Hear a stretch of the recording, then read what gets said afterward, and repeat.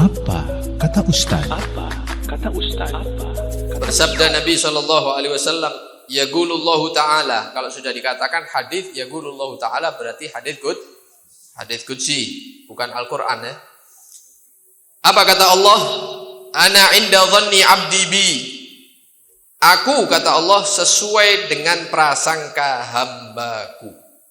Aku sesuai prasangka hamba.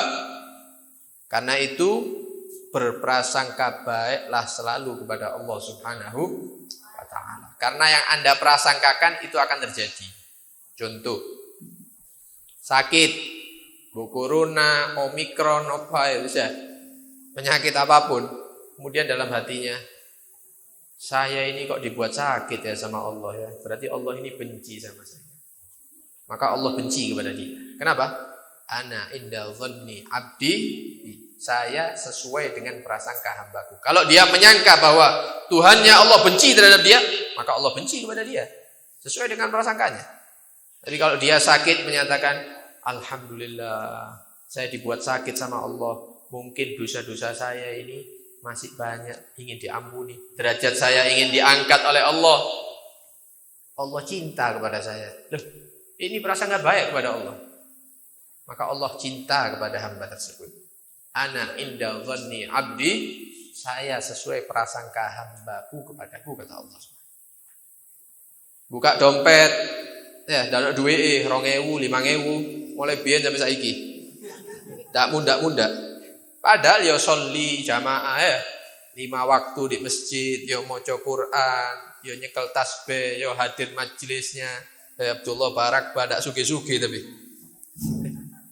Kemudian dalam hatinya, kenapa ya saya tidak diluaskan rezeki saya? Apa memang Allah ingin menakdirkan saya melarat sampai mati? Melarat inti sampai mati. Kenapa? Sesuai prasangkanya kita. Tapi kalau dalam hati, saya yakin bahwa akan datang waktu, saya akan bisa membeli ini barokah dari Allah. Saya akan mampu beli rumah dari Allah. Saya akan ini dari Allah. Saya tetap istiqomah. Beli insya Allah. Kenapa? Husnudzon. Yang ingin haji, husnudzon, haji insya Allah. Yang ingin umrah, husnudzon sama Allah, berangkat. Dengan cara apapun. Ya, dengan cara apa? Cara apapun. Di Pasuruan tukang sate, haji. Ya, dodol jagung, saksakan, ya haji. Macam-macam. Anak sing nganggur-nganggur, moro-moro diberangkat wong haji, wong kampung. Sak kampung setiap tahun dipilih 10 berangkatan. Makanya sampean pindah Pasuruan.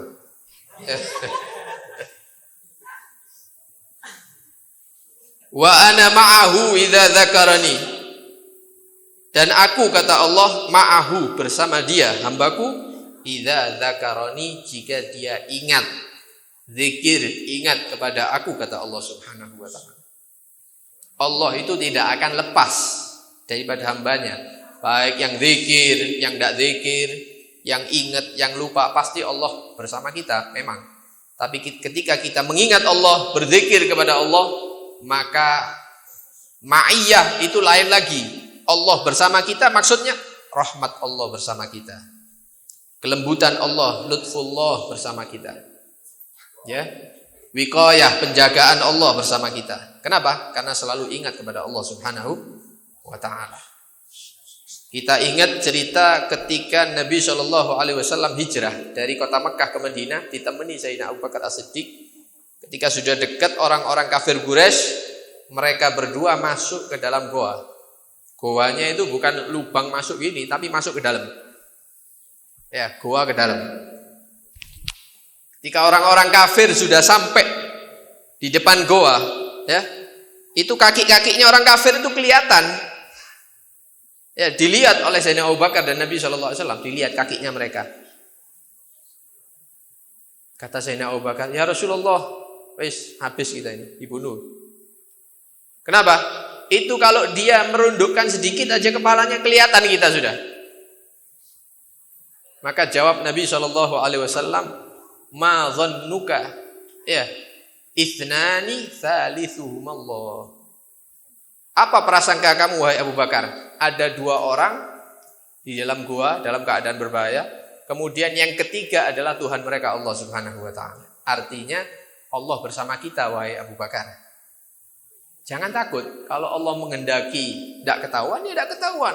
Allah menghendaki selamat, dia selamat.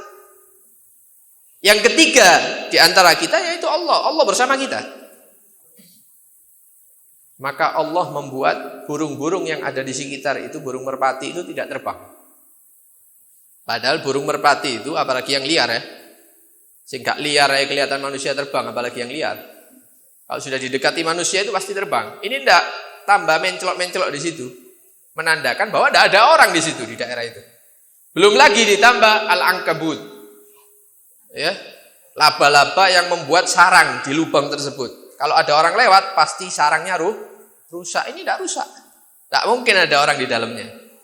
Bagaimana penjagaan Allah Subhanahu wa taala untuk nabinya dan Sayyidina Abu Bakar As-Siddiq. Sehingga Al-Imam Al-Busiri menyatakan dalam burdahnya, "Fas-sidqu fil ghari was-siddiqu lam yarima wa hum yaquluna ma bil ghari min arimi." As-Siddiq yaitu Nabi Muhammad sallallahu alaihi wasallam.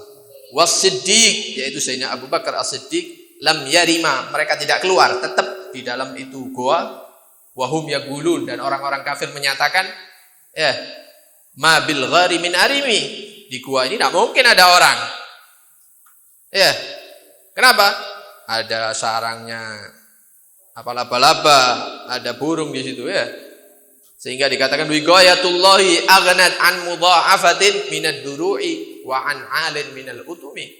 Allah kalau sudah menjaga hambanya, tidak perlu benteng. Tidak perlu benteng yang tinggi, tidak perlu, cukup hewan-hewan kecil itu digerakkan, selesai sudah.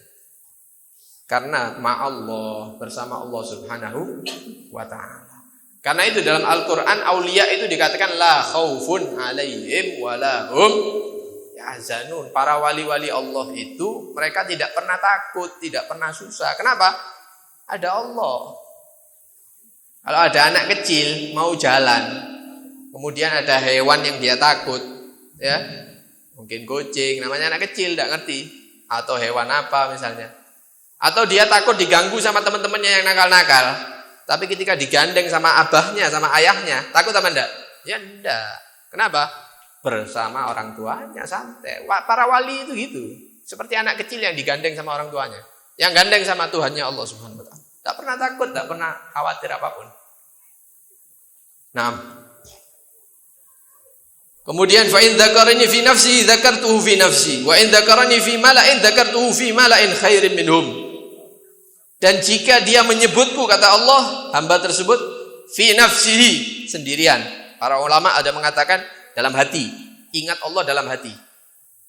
Atau dia berzikir tapi tidak ada orang, sendiri, fi khalwah. Maka aku Allah akan menyebut dia di dalam zatku, kata Allah. Tak sebut namanya dia. Itu yang pertama. Yang kedua, wa in dzakarani fi mala'in, tapi kalau dia berzikir di hadapan makhluk, la ilaha illallah, la ilaha subhanallah bihamdih, jelas orang-orang mendengar, maka Allah mengatakan dzakartuhu fi mala'in khairin minhum. Aku akan sebut nama orang tersebut yang mengingat aku di kumpulan yang lebih baik daripada kumpulan manusia, yaitu di hadapan malaikat Allah. Namanya kita disebut sama Allah. Jadi ketika kita berzikir, nama kita disebut juga sama Allah di langit, di depan para malaikat Allah. Ya. Jadi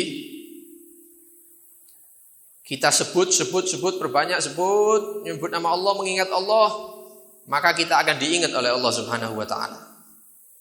Kalau ada orang menceritakan raja, ya, raja ini, raja Brunei, raja itu, raja Saudi, semua kenal itu, oh kenal, tanggal lahirnya, abahnya siapa, riwayatnya bagaimana, putranya berapa, kekayaannya sekian, kehebatannya ini. Itu biasa, orang menceritakan raja itu biasa. Tapi ketika ada raja yang menyebut satu orang biasa, dia tahu enggak, orang di Bangil namanya Fulan, rumahnya di sini dekat Alun-Alun ini. Oh, orang-orang bingung, siapa itu? Orang Bangil disebut sama raja-raja. Wah, orang luar biasa ini, orang hebat ini. Kalau kita zikir menyebut Allah, la ilaha illallah, ya Allah, ya Allah, ya, itu istimewa. Itu baik, amal yang bagus. Tapi ketika kita disebut oleh Allah Subhanahu wa ta'ala, ini adalah makom yang tinggi, makom yang luar biasa. Karena itu perbanyak zikir dulu, ini adalah ibtida, permulaan. nanti ujungnya, ghayahnya kita menjadi hamba yang selalu diingat oleh Allah Subhanahu wa ta'ala seperti para aulia. Mudah-mudahan mendapatkan berkahnya mereka. Yang terakhir, wa in tagarraba ilayya shibran tagarrabtu ilaihi dhira'an. Wa in tagarraba ilayya dhira'an tagarrabtu ilaihi ba'ah.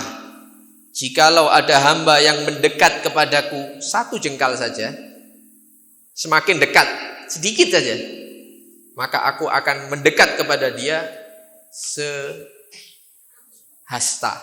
ya, satu tangan. Dia maju dikit, Allah majunya lebih lagi mendekati kita.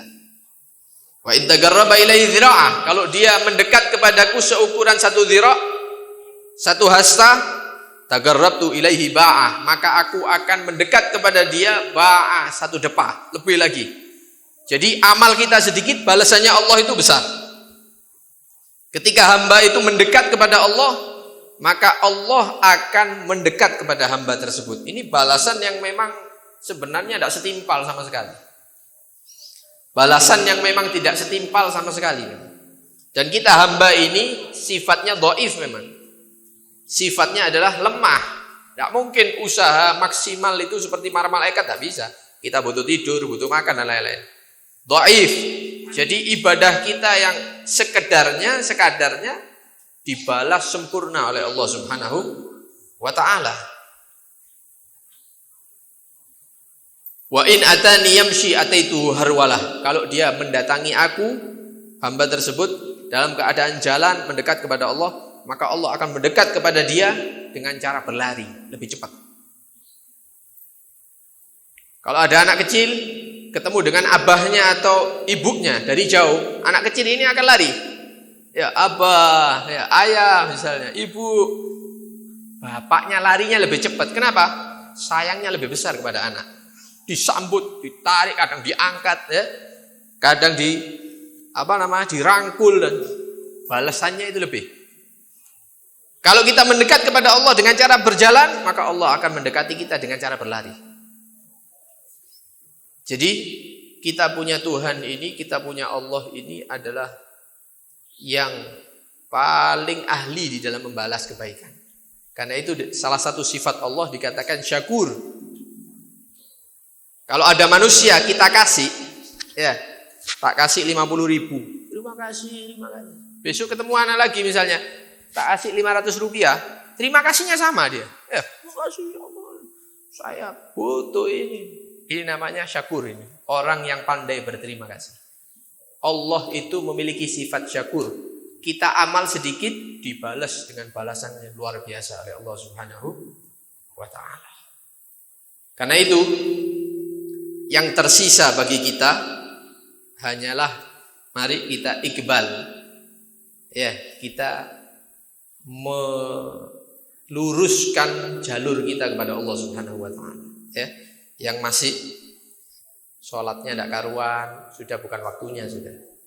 Yang sholat subuhnya jam 6, ya, jam 6:30 padang kayak sholat, sudah bukan waktunya lagi. Kita punya Allah ini nunggu kapan kita mau kembali kepada Allah. Kalau kita berusaha aja sedikit, maka pintu tobat, pintu rahmat semuanya akan dibuka oleh Allah Subhanahu wa ta'ala. Sehingga digambarkan dalam satu hadis, ada seseorang yang membawa onta, kemudian di atas onta itu ada perbekalannya dia, makanannya, minumannya, semuanya keperluan ada di onta tersebut.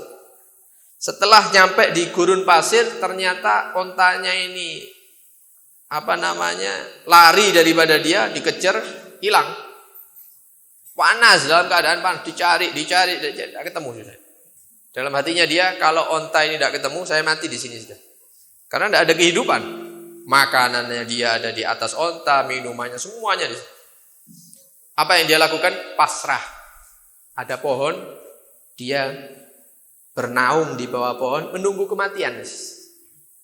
Sampai dia setengah sadar, ternyata ontanya datang. Makanannya masih ada, minumannya masih lengkap, semuanya, barang-barangnya dia masih ada. Dilihat, alhamdulillah, saking senangnya dia mengatakan, ya Rabb, ya Allah, ya anta abdi wa ana rabbuk. Ya Allah, engkau adalah hambaku, aku adalah Tuhanmu. Saking senangnya sampai keliru dia. Karena mati tidak dadi, urung mati ini.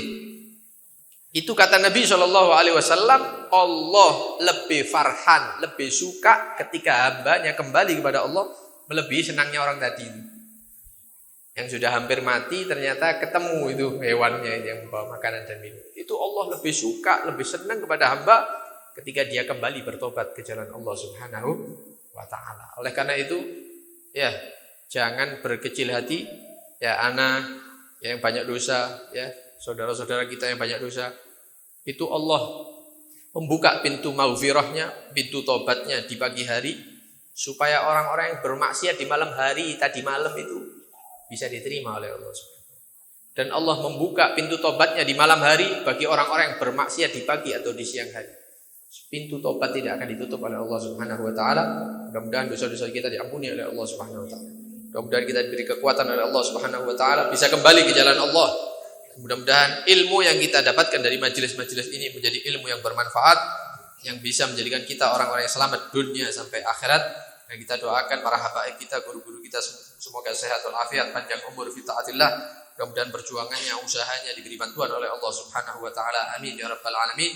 Kalau ada kekurangan, Al-Bakir minta maaf yang banyak. Hadza minni wal 'afwu minkum. Wassalamualaikum warahmatullahi wabarakatuh.